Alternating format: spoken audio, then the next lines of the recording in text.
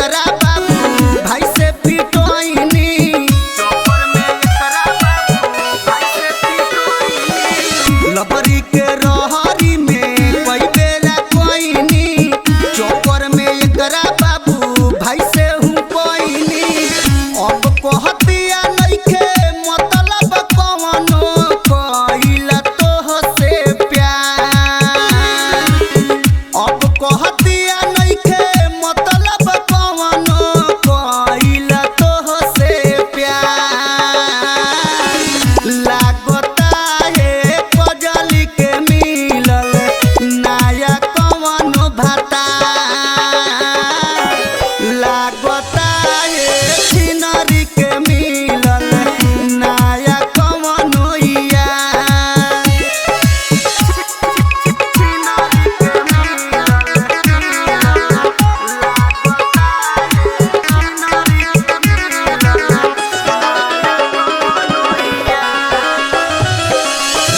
कहले रहे प्यार तोहसे जीवन भरला कर, तोहरे ला जियब अउरी तोहरे ला मरब।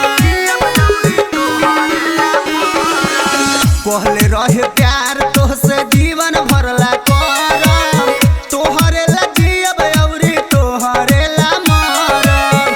कहतिया नजरी के सामने से हट जो, देखिए के बथेला कपार। कहतिया नजरी के सामने से हटी जो, देखिए के बथेला कपार। लागता है छिनरी के मिलल नया कवनो यार, लागता है छिनरी के मिलल नया कवनो भाता।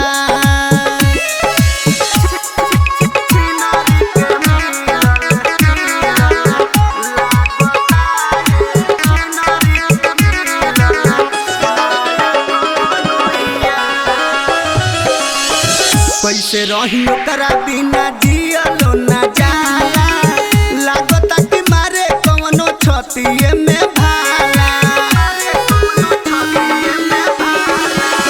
कैसे रही ओकरा बिना जियलो ना जाला, लागता कि मारे कवनो छतिए में भाला।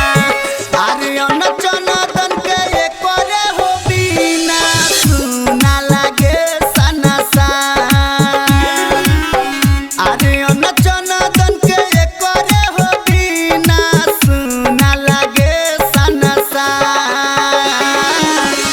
लागता है छिनरी के मिलल नया कवनो यार, लागता है छिनरी के मिलल नया कवनो भाता।